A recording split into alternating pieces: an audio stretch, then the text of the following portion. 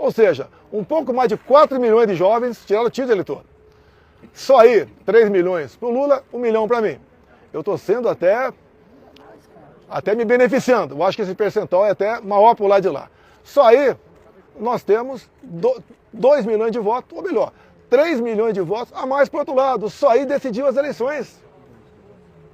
Eu acho que ninguém vai discordar disso aí, entre tantas e tantas outras observações que eu tenho, que o TSE tomou partido. O TSE, inclusive, decidiu que não podia diminuir o preço do combustível.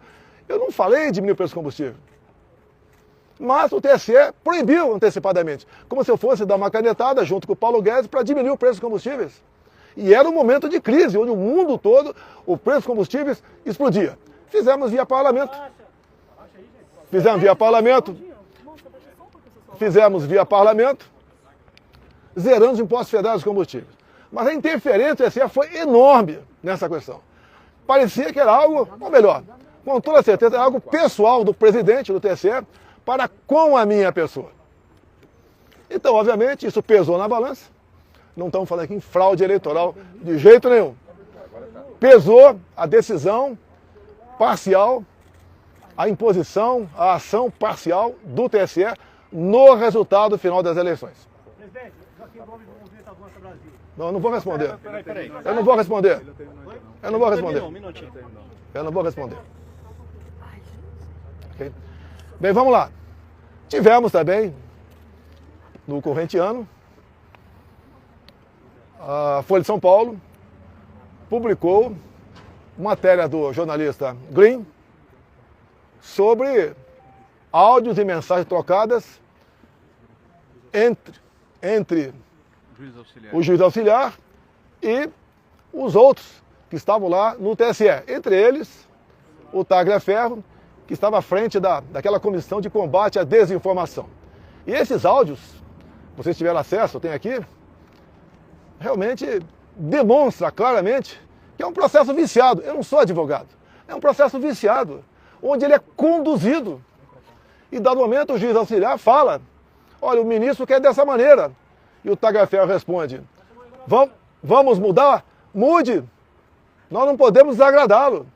O ministro mesmo, né, o juiz auxiliar fala, dado momento, ele está de folga agora, não tem sessão lá no Supremo, e está em cima da gente.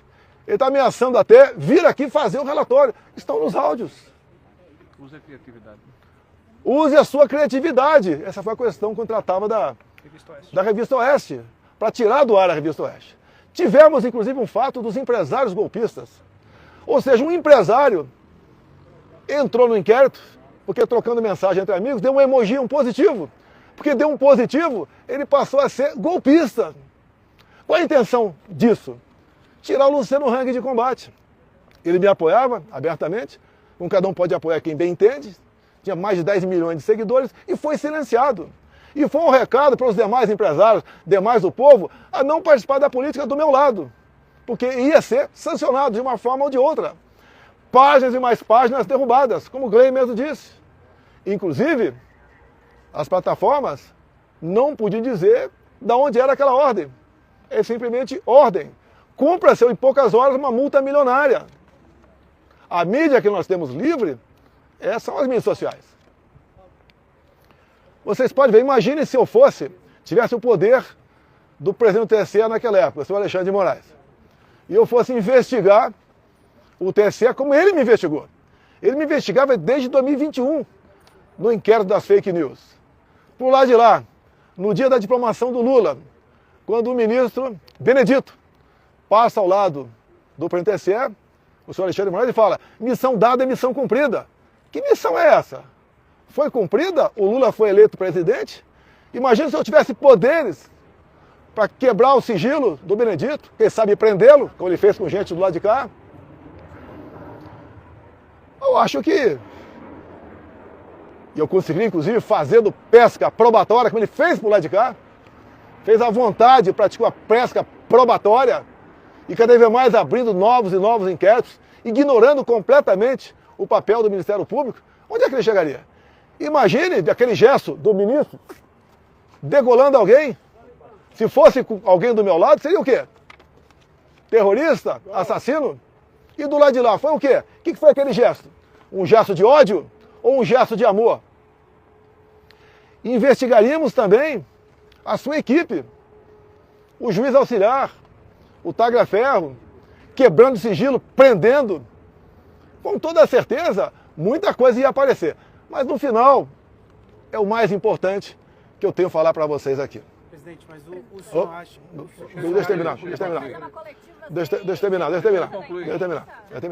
Então aí nós estamos vendo aqui a participação do TSE para um lado de um candidato que foi tirado da cadeia, foi descondenado, porque ele tinha 3 condenações, pela lei da ficha limpa não podia concorrer, e acabou aí sendo presidente. Também é bom falar aqui, estou inelegível por quê? Porque me reuni com embaixadores. E por que me reuni com embaixadores? Porque 2 meses antes, o senhor Fachin se reuniu com embaixadores também e terminou essa conversa com o embaixador dizendo o quê? Resumindo, tão logo o TSE anuncia o resultado, os seus respectivos chefes de Estado deveriam ou devem reconhecer o ganhador das eleições. Ele já tinha a resposta? Ele já sabia quem ia ganhar? Vamos lá. Nós questionamos o TSE. O advogado do partido peticionou o TSE, buscando uma maneira de sanar algumas dúvidas da nossa parte e algumas inconsistências. Nada mais justo o advogado fazer isso aí. Em poucas horas, o senhor ministro-presidente indeferiu e nos deu uma multa de 22 milhões de reais. Alegando litigância de má-fé. Alegando litigância de má-fé e atentando contra o Estado Democrático de Direito. Isso é muito importante. Tudo se resume Estado Democrático de Direito. Até o acesso à justiça agora. Próxima ação, recomendo o pessoal, se for mexer aqui em Brasília, né? Contratar um advogado, falar, se tiver alguma multa você paga, não vai ser eu não. Eu não tinha como pagar uma multa de 22 milhões de reais. Nem com o Pix todo que eu recebi. E essa multa é justa? Cadê a nossa OAB? Cadê o papel do advogado? Que está sufocado, que não pode exercer com a devida liberdade a sua profissão. Basta ver aqui, pessoas condenadas a 17 anos de cadeia, onde os ministros que julgaram e condenaram não ouviram a voz do advogado daquele cliente. Eu nunca vi isso na minha vida. Que estado de exceção é esse? Agora vamos, no meu entender aqui, algo que é muito importante, que é o fecho final. Nós temos a solução para isso tudo. Então, eu questionei, através do partido, a vitória do Lula. 2018, quando eu ganhei eleições, algum partido me questionou? Algum partido questionou o resultado das eleições de 2018? Alguém sabe algum partido? Não. Nenhum partido questionou o resultado das eleições de 2018. É extremamente importante. Mas, após o segundo turno de 2018, chegou um papel lá no TSE e a senhora presidente, Rosa Weber, resolveu, isso é uma notícia de fato, né? Resolveu oficiar a Polícia Federal requerendo a abertura de inquérito. E assim foi aberto o inquérito. 1361, novembro de 2018, PF. Então o inquérito foi aberto, eu não sabia. Fiquei sabendo 3 anos depois, que foi questionada a minha eleição. E o TSE deu uma celeridade enorme a esse inquérito. Na primeira semana, o encarregado do inquérito, um delegado da Polícia Federal, colheu informações dentro do TSE. Bem, eu não sabia, ninguém sabia disso, até que chegou o ano de 21. O ano de 21, o Parlamento, a Câmara dos Deputados Especial, voltou a discutir a PEC do voto impresso. A presidente, ou autora, a Bia Kiss, deputada Bia Kiss aqui do DF. Ali, então, alguém falou desse inquérito, 1361. E a comissão especial requereu, junto à PF, a cópia desse inquérito. E nessa questão, o requerimento foi aprovado por unanimidade. Todos os deputados de todos os partidos votaram sim, para que a Câmara tivesse acesso ao inquérito 1361. Assim sendo, o inquérito foi entregue pela Polícia Federal para a Câmara e a Câmara distribuiu cópia a todos os deputados. E, obviamente, era um documento ostensivo. Até para mim chegou uma cópia desse documento. E foi espalhado para muita gente esse inquérito 1361, novembro de 2018, PF, aberto de ofício praticamente, né? A pedido da presidente, senhora Rosa Weber, do Tribunal Superior Eleitoral. Aí começam os problemas. Tá? Por enquanto esse inquérito não estava tendo grande divulgação, mas o ministro Barroso foi lá na Câmara conversar com os líderes partidários. Os líderes no dia seguinte trocaram os integrantes da comissão e a comissão rejeitou dar prosseguimento à PEC. Bem, como independe isso apenas da comissão, o Arthur Lira avocou para o plenário, apesar de ganharmos numericamente, não conseguimos os votos qualificados, né, para conseguirmos aprovar a PEC naquele dia da Câmara. Mais detalhe, depois da reunião do senhor Fachin com embaixadores, que essa política é privativa do presidente da República, não é dele, não é de nenhum outro poder, eu fiz a mesma coisa. Convidei os embaixadores e convidei, por ofício, ao senhor ministro Fachin a comparecer no Alvorada. Convidei ele para comparecer no Alvorada. E ali eu mostrei para os embaixadores o que era aquele inquérito ostensivo. Bem, no dia seguinte, chega-nos a notícia que o inquérito tinha acabado de ser classificado como confidencial, ou seja, secreto. Ninguém mais podia tomar conhecimento. E até hoje, se alguém falar alguma coisa do teor do inquérito, está em curso aí a um crime. Eu não vou ser esse criminoso de falar para você que está lá dentro. Mas realmente, não é preocupante, é horripilante o que está nesse inquérito. 3 páginas deles apenas interessam. Só 3. Tenho aqui decorado na minha cabeça, mas não posso falar. Tem de vista ele ser confidencial. E ali, esse inquérito de 2018, as eleições de 2018 e não de 2022, bota um ponto final na confiabilidade ou não do nosso sistema eleitoral. Vocês viram há pouco tempo, na Venezuela, o voto impresso, que foi acertado o ano passado, Estados Unidos, Venezuela. E daí o Maduro fez o teste do voto impresso em dezembro do ano passado, onde ele pediu junto à população se podia ou não tomar as medidas cabíveis para ir para a Guiana e tomar a região de Essequibo. E ele faz uma demonstração ali, o Maduro. Olha, aqui são 5 perguntas. Vota sim, sim, sim, sim. Daí tem um papelzinho, tem país que não tem papelzinho, e bota na urna. Bem, tivemos eleições na Venezuela. Voto impresso. Eu acho que não precisamos conversar aqui o que aconteceu na Venezuela. Inclusive, em dado momento, até o Maduro falou para o Lula, né? O Lula não quer reconhecer a Venezuela como o Maduro como legítimo presidente eleito. Ele falou, olha, a sua justiça eleitoral reconheceu a tua vitória. Por que você não vai reconhecer a minha vitória via minha justiça eleitoral? Bem, o Maduro me apresentou aí, ó, as planilhas, né, os mapas, não apresentou nada e foi na mão grande aí, se intitulou vencedor das eleições. Mas isso não está em jogo aqui não. A eleição na Venezuela, até o ano passado, era igualzinha do Brasil. Passou a ser, agora, começo desse ano, de papel depois de um acerto com os Estados Unidos que queria comprar petróleo da Venezuela. Bem, agora, o que eu peço a vocês da imprensa? A imprensa, para o meu advogado, é outro assunto. Via LAI, peçam esse inquérito 1361/2018. Se conseguirem, só ligar para mim que eu digo a página para vocês descobrir algo que é inacreditável. Para o meu advogado, eu solicito a ele, porque quem decide é dar página a ele, que peticione também o senhor Alexandre de Moraes, para que nós possamos ter acesso a esse inquérito, para que possamos esclarecer as eleições de 22 via 2018. Isso é fundamental.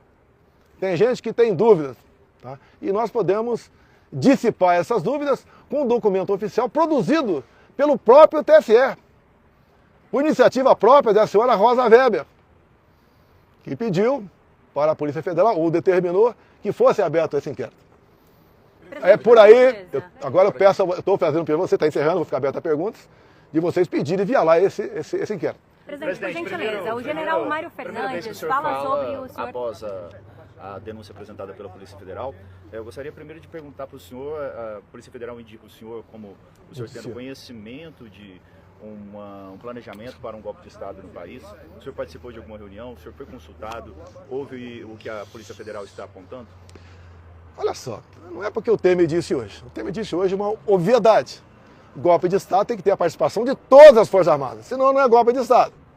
Ninguém dá golpe de Estado num domingo, aqui em Brasília, com pessoas que estavam aí com bíblias embaixo do braço e bandeira do Brasil na mão. Nem usando aí estilingue e bolinha de gude, e muito menos batom. Não tinha um comandante para isso aqui. Você pode ver, segundo a PF aí, um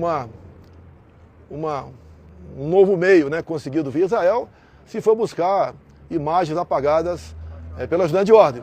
Agora, as imagens do Ministério da Justiça não aparecem.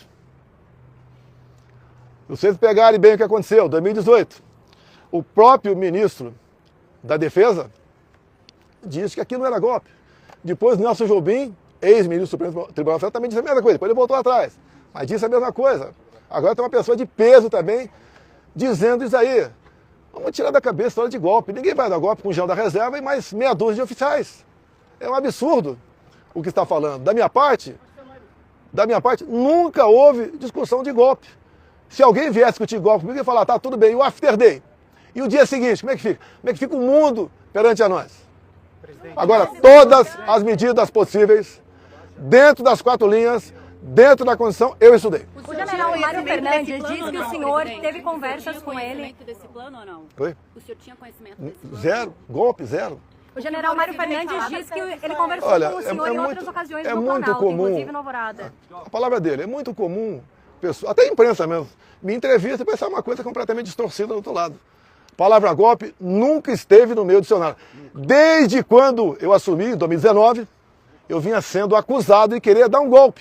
Vocês lembram daquela dita sessão secreta com os ministros, até que culminou com a queda do então ministro Sérgio Moro, até que o Supremo mandou vazar aquilo, né? Abrir aquilo, era uma reunião reservada, não era uma reunião, como por exemplo faz uma comissão da Câmara dos Deputados, que tem que estar gravada e fica para os anais. Reunião minha particular.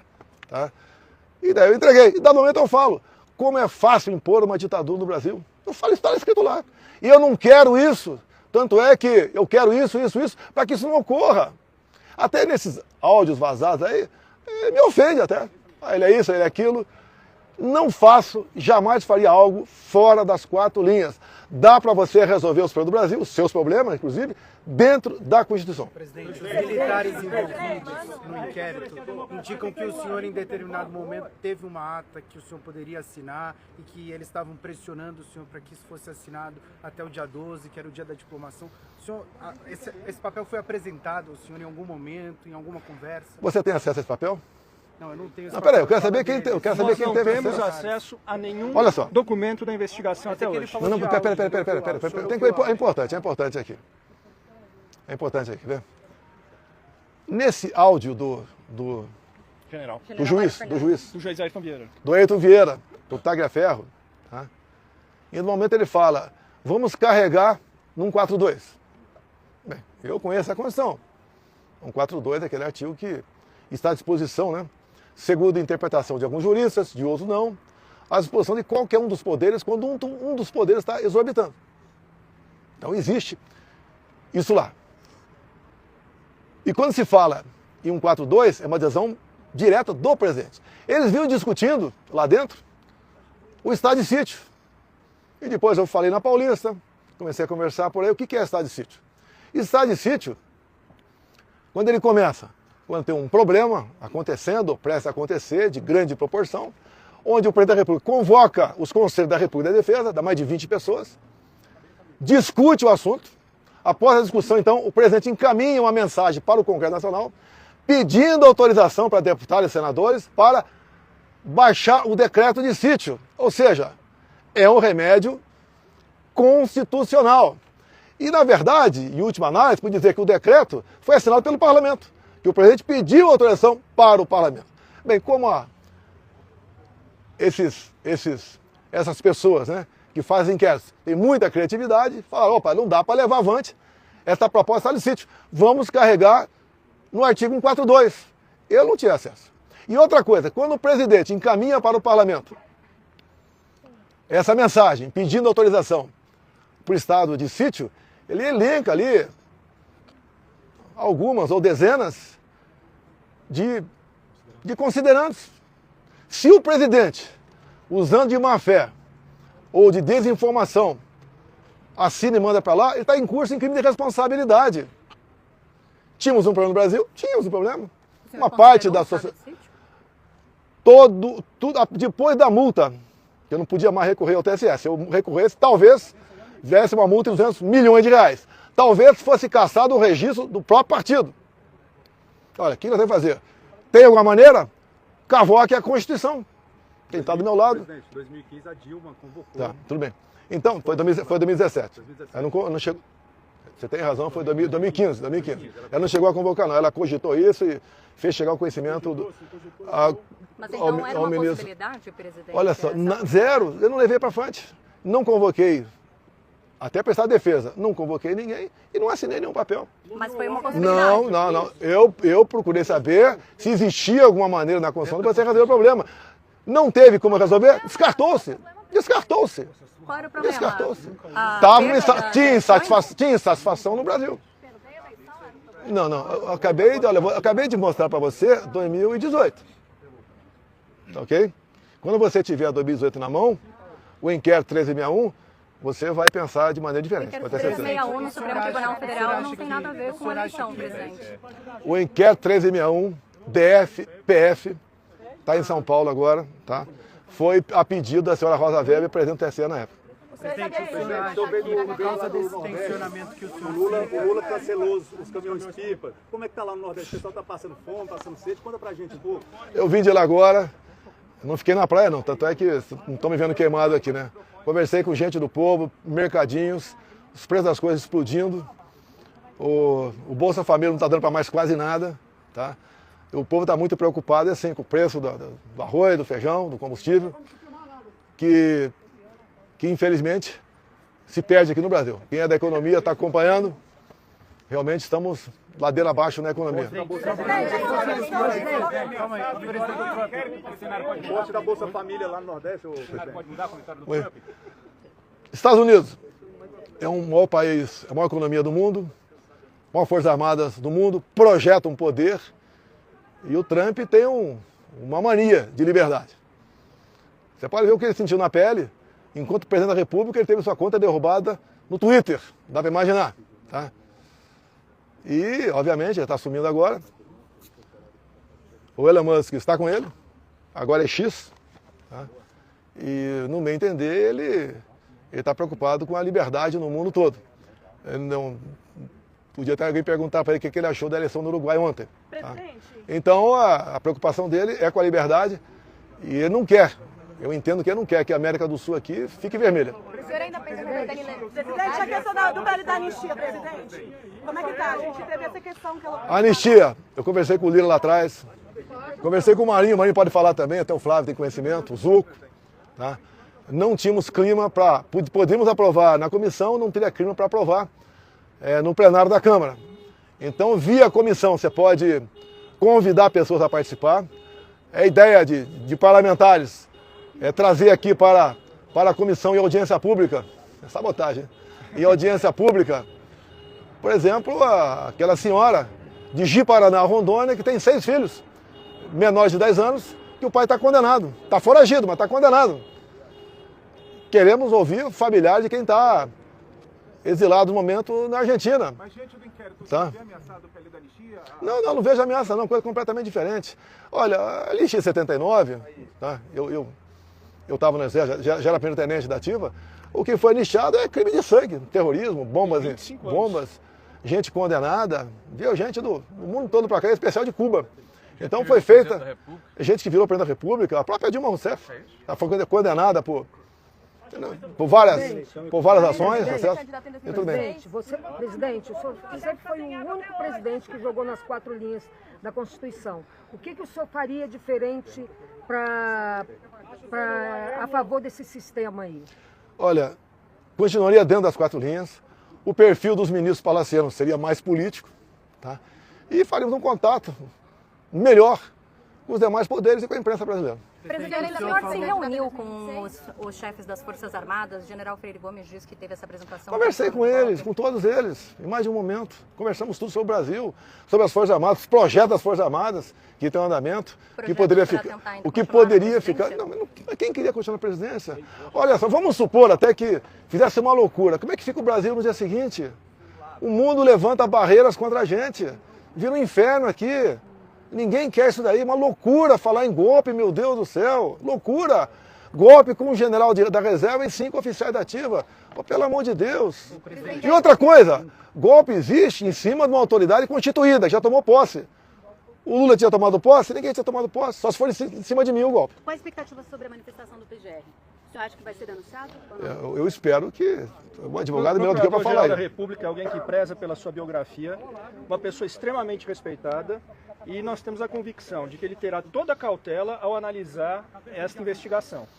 Esperamos que o MP tenha uma participação que não pôde ter ao longo do tempo desta investigação. Inclusive, na gestão anterior, por diversas vezes houve pedido de arquivamento de inquéritos que foi simplesmente ignorado. Presidente, segundo o Nicolas Ferreira, para 2026 tem 3 opções: Jair, Messias e Bolsonaro. É isso mesmo? O Nicolas é um jovem inteligente, já tem uma projeção nacional, só não é candidato ao Senado porque não tem idade por Minas Gerais. Já tem falado de ser candidato talvez ao governo do Estado, vamos conversar com ele. Então, um garoto que de vez em quando peca, né? Quem não peca? Foi eu, no tempo dele, a gente pecava muito mais do que ele. Tá? E ele tem um grande futuro pela frente, é um orgulho para todos nós, o Nicolas, deputado federal por Minas Gerais. Assim como outros pelo Brasil. Tem aqui até um aqui, ó. O Zuca atrás de mim aqui. Presidente, quinta-feira tem audiência pública do voto, contagem pública de votos. Você acha que é a melhor alternativa para o Brasil? Olha, esse inquérito vai esclarecer. Por favor, não esqueça desse inquérito. 1361. Tá? Eu acho que toda vez que você possa botar uma barreira a mais de segurança, o sistema eleitoral é bem-vindo.